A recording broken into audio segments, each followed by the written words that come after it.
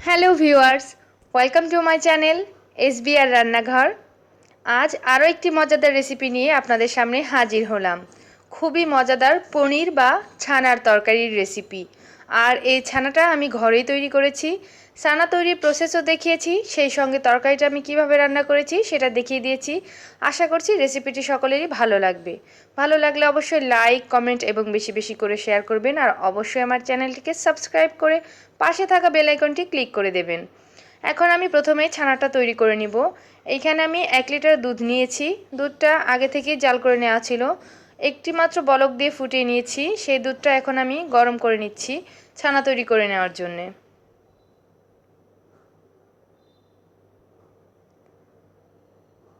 যেহেতু আগে থেকেই ফোটানো ছিল, তাই এখন শুধুমাত্র গরম করেই এর মধ্যে আমি ভিনেগার দিয়ে দিলাম। পরপর 3 বারে ব্যবহার করেছি। মোটামুটি 1.5 টেবিল চামচ পরিমাণ ভিনেগার লেগেছে আমার। একেবারেই সবটুকু দেইনি, অল্প অল্প করে দিয়ে নেড়েচেড়ে নিয়েছি।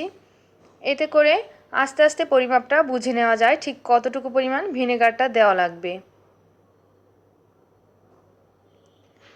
এখন কিন্তু ছানাটা পারফেক্টভাবে তৈরি হয়ে গিয়েছে। দেখতেই পাচ্ছেন ছানাটা আলাদা হয়ে গিয়েছে, আর দুধের যে এক্সট্রা জলটা থাকে সেটাও কিন্তু আলাদা হয়ে গিয়েছে। এখন এই ছানাটাকে আমি ছেঁকে নিচ্ছি। একটি পাতলা নেটের মধ্যে আমি ছানাটা ছেঁকে নিলাম। এরপর এটাকে জল দিয়ে ধুয়ে নিচ্ছি, যাতে করে ঠান্ডা হয়ে যায় আর ভিনেগারের কোনো গন্ধ না থাকে।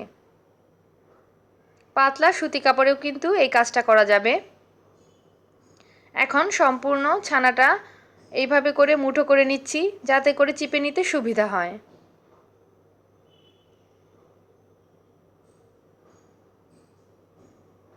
খুব ভালো করে আমি চিপে নিয়েছি। এরপর একটি বাটির উপরে স্ট্রেনারটাকে রেখে এই ছানাটাকে আমি আরও মোটামুটি আধা ঘন্টা মতন রেখে দিব, যাতে করে এক্সট্রা কোনো জল থাকলে সেটাও বেরিয়ে আসে। ছানা থেকে কিন্তু খুব বেশি পরিমাণ জল বেরোয়নি, কারণ আমি খুব ভালো করে চিপে নিয়েছিলাম প্রথমেই। তো তাই জন্য ছানাটা আমার প্রথমেই ড্রাই হয়ে গিয়েছিল। এখন ছানাটা বের করে নিলাম নেট থেকে। দেখতেই পাচ্ছেন কি সুন্দরভাবে তৈরি হয়ে গেছে। এখন এটাকে পিস পিস করে কেটে নিব।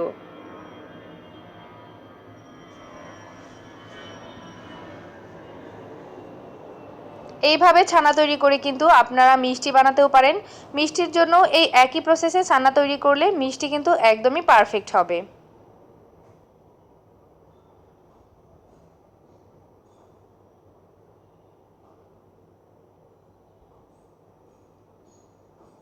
সবগুলো ছানা আমার কেটে নেওয়া হয়ে গেছে। এখন আমি রান্নায় চলে এসেছি। প্রথমেই কড়াইতে তেল গরম করে নিয়েছি, আর এরপর এর মধ্যে দিয়ে দিলাম সামান্য করে লবণ আর হলুদের গুঁড়া।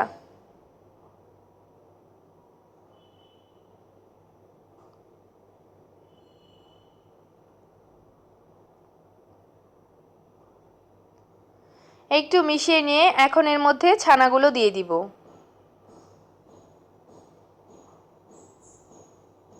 লো আঁচে করেই উল্টে পাল্টে ছানাগুলোকে ভেজে নিব।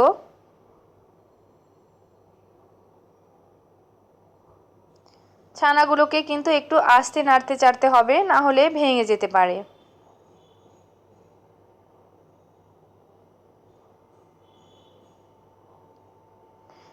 খুব সুন্দর করে ব্রাউন করে আমি ভেজে নিয়েছি এই ছানার টুকরোগুলো।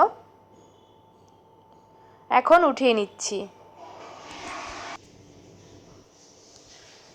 ছানাগুলো উঠিয়ে নেওয়া হয়ে গেলে এখন ভেজে নিব পটলের টুকরোগুলো।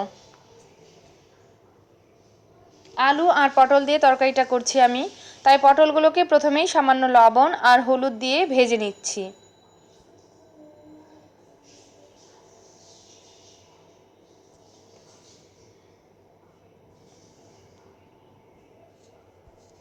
পটলগুলো ভালো করে ভেজে নিয়েছি, এখন তুলে নিব।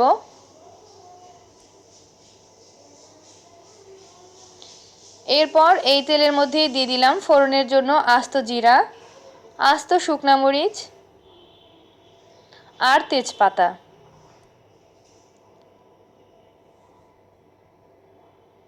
ফোড়নটাকে একটু ভাজা হয়ে গেছে, এখন এর মধ্যে দিয়ে দিলাম কেটে ধুয়ে রাখা আলুর টুকরো। আলুর টুকরোগুলোকে এই ফোড়নের সঙ্গেই নেড়েচেড়ে মোটামুটি ভেজে নিব। খুব বেশি পরিমাণ ভাজবো না, হালকা ভেজে নিব। তো ভেজে নেওয়ার জন্য সামান্য করে লবণ দিয়ে দিলাম।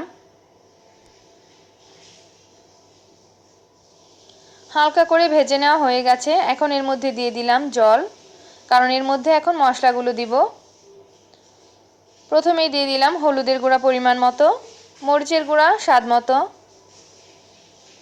সামান্য করে দিলাম ধনিয়ার গুঁড়া, লবণ দিয়ে দিলাম স্বাদ মতো, আর দিয়ে দিচ্ছি নারকেল বাটা বেশ খানিকটা পরিমাণ। আর এই নারকেল বাটার জন্যই কিন্তু এর গ্রেভিটা খেতে অনেক বেশি টেস্টি হয়। সব কিছু ভালো করে নেড়েচেড়ে মিশিয়ে নিয়েছি। এখন এটাকে কষিয়ে নিচ্ছি। 5 থেকে 6 মিনিট ধরে এটাকে মিডিয়াম আঁচে কষিয়ে নিয়েছি।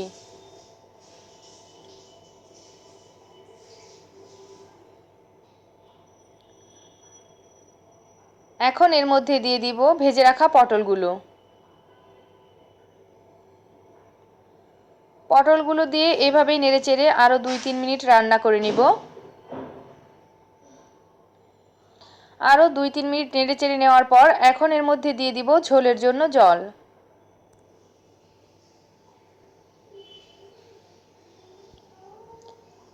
ঝোলের জন্য প্রয়োজন মতো জল আমি দিয়ে দিয়েছি। এখন ঝোলটাকে ফুটিয়ে নিয়েছি।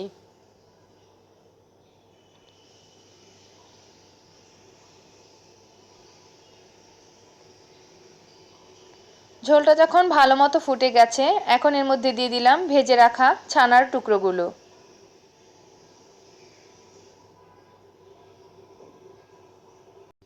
ছানার টুকরোগুলোকে ঝোলের সঙ্গে ডুবিয়ে দিলাম। এখন এর মধ্যে দিয়ে দিচ্ছি ভেজে রাখা জিরা বাটা, আর দিয়ে দিলাম সামান্য করে চিনি। চিনিটা কিন্তু অবশ্যই এই তরকারিতে ব্যবহার করতে হবে, কারণ নারকেল বাটা যে তরকারিতে ব্যবহার করা হয়, সামান্য চিনি ব্যবহার না করলে কিন্তু এটার টেস্ট প্রপার আসে না। তো জিরা বাটা সহ আমি এই ঝোলটাকে 3 থেকে 4 মিনিট মিডিয়াম আঁচে ফুটিয়ে নিয়েছি। এখন দিয়ে দিলাম গরম মশলার গুঁড়া। গরম মশলার গুঁড়াটা দিয়ে ভালো করে মিলিয়ে নিলাম। এ পর্যায়ে কিন্তু ঘি দিলে আরও বেশি ফ্লেভারটা ভালো আসে। আমার হাতের কাছে আজকে ছিল না, তাই দিতে পারলাম না। গরম মশলার গুঁড়াটা দিয়ে দমে বসিয়ে রেখেছিলাম আরও 3 থেকে 4 মিনিট। এখন ঢাকাটা খুলে নিচ্ছি। তরকারিটা একদমই রেডি ফর সার্ভ। রেসিপি ভালো লাগলে আপনারাও ঘরে তৈরি করে খান, আর সকলেই ঘরে তৈরি খাবার খান, সুস্থ থাকুন। ধন্যবাদ সবাইকে।